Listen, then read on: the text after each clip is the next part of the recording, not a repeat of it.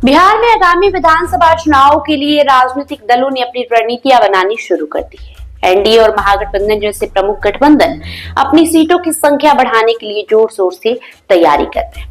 इस तैयारी के बीच इन गठबंधनों के भीतर छोटे दलों के बीच सीटों का एक महत्वपूर्ण हिस्सा हासिल करने के लिए स्पष्ट रूप से होड़ मची हुई है, जो अपने बड़े सहयोगियों पर दबाव बनाने के लिए विभिन्न हथकंडे अपना रहे हैं।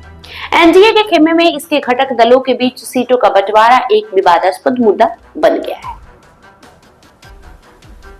बिहार के सियासी गलियारों में ये चर्चा तेज है कि भारतीय जनता पार्टी और जनता दल यूनाइटेड प्रदेश की कुल 243 विधानसभा सीटों में से 100 सीटों पर चुनाव लड़ेगी। इसके अलावा गठबंधन के अन्य घटक दलों के लिए सिर्फ 43 सीटें छोड़ी जाएगी।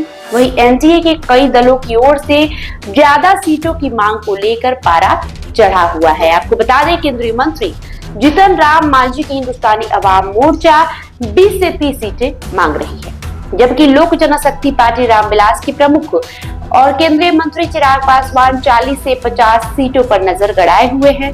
इसके अलावा राष्ट्रीय लोक समता पार्टी यानी रालोसपा, हालांकि अब राष्ट्रीय लोक मोर्चा हो चुकी है, के नेता और राज्यसभा सांसद उपेंद्र कुशवाहा के समर्थक 10 से 15 सीटों की मांग कर रहे हैं। ये एनडीए के भीतर मतभेद की वजह बन सकता है।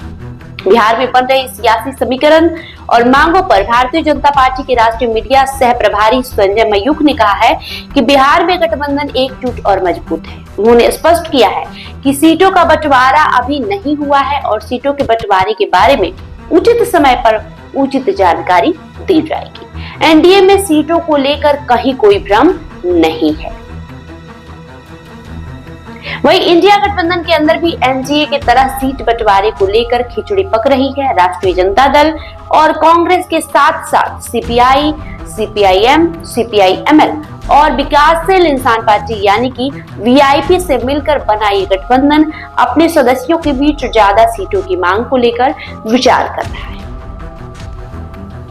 2020 के विधानसभा चुनाव में 19 में से 12 सीटें हासिल करने के बाद सीपीआईएमएल आगामी चुनाव में कम से कम 40 सीटों पर चुनाव लड़ने का लक्ष्य बना रही है। इसी तरह सीपीआई और सीपीआईएम दोनों 30-40 सीटों पर चुनाव लड़ने की सोच रहे हैं, जबकि मुकेश सहनी की वीआईपी पार्टी ने 60 सीटों पर चुनाव लड़ने का अपना इरादा जता दिया है। बात करें इंडिया गठबंधन की, तो इंडिया गठबंधन के भीतर सीट बंटवारे को लेकर चल रहे मतभेदों के बावजूद राजद के राष्ट्रीय प्रवक्ता नवल किशोर आशावादी बने हुए हैं। उन्होंने कहा है कि गठबंधन के भीतर सीट बंटवारे को लेकर कोई विवाद नहीं है, समय के साथ अपने आप मसले हल हो जाएंगे। महागठबंधन के दल अपनी वैचारिक लड़ाई में एकजुट है और समय आने पर सीट बंटवारे का गणित भी आसानी से हल हो जाएगा। बिहार में राजनीतिक परिदृश्य इन घटनाक्रमों के साथ गरमाई हुई है। दोनों प्रमुख गठबंधन सीट बंटवारे की आंतरिक चुनौतियों के बीच एकता और सामंजस्य बनाए रखने के प्रयास कर रहे हैं। आने वाले हफ्तों में ये पता चलने की संभावना है कि ये बातचीत किस तरीके से आगे बढ़ती है, जिससे विधानसभा चुनाव के लिए कड़ी टक्कर का माहौल तैयार हो जाएगा। लेकिन कहीं ना कहीं भले ही दोनों दलों की तरफ से ये दावा किया जा रहा है कि सीट शेयरिंग को लेकर कोई मामला नहीं फंसा हुआ है, कोई पेच नहीं फंसा हुआ है, लेकिन ऐसा असल में है नहीं। एनडीए की ही बात करें तो एनडीए में जदयू और भाजपा ये साफ तय कर चुकी है कि हम दोनों 100 सीटों पर ही चुनाव लड़ेंगे, इससे कम पर लड़ने का सवाल ही नहीं पैदा होता। बाकी बचा 43 यानी 43 सीट। इसी 43 सीट में 3 दलों को निपटाना है। अब वो 3 दल है कौन कौन? राष्ट्रीय लोक जनशक्ति पार्टी रामविलास यानी चिराग पासवान की पार्टी, केंद्रीय मंत्री जीतन राम की पार्टी हिंदुस्तानी अवाम मोर्चा और उपेंद्र कुशवाहा की पार्टी राष्ट्रीय लोक मोर्चा। सीट कुल 43 है और इसमें खुद बात करें जीतन राम मांझी की तो खुद कभी 20 कभी 40 सीटों की डिमांड करते हैं। चिराग पासवान पहले ही ये कह चुके हैं कि हम हर लोकसभा में कम से कम एक विधानसभा सीट पर अपना प्रत्याशी तो जरूर ही उतारेंगे।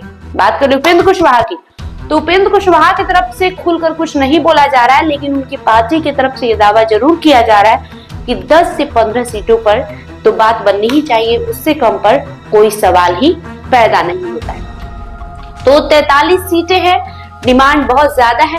अब देखना काफी अहम होगा कि एनडीए गठबंधन में किस तरीके से सीटों का बंटवारा होता है। वो कौन सा फॉर्मूला लागू होता है जो 2025 में एनडीए गठबंधन को एकजुट रखेगा, मजबूत रखेगा और अभी जो भी सहयोगी है भाजपा और जदयू के साथ, चिराग पासवान हो, जीतन राम मांझी हो या उपेंद्र कुशवाहा हो, उनको साथ लेकर चलने के लिए सटीक बैठता है। उम्मीदें जताई जा रही है कि हफ्ता 2 हफ्ता में सीट शेयरिंग का जो ये मसला है वो सुलझ जाएगा और सभी चीजें सार्वजनिक हो जाएगी। देखना काफी अहम होगा कौन सी पार्टी को कितना सीट मिलता है। बहरहाल आपकी जो भी प्रतिक्रिया होगी कमेंट बॉक्स में लिखते जाइए। बहुत बहुत शुक्रिया।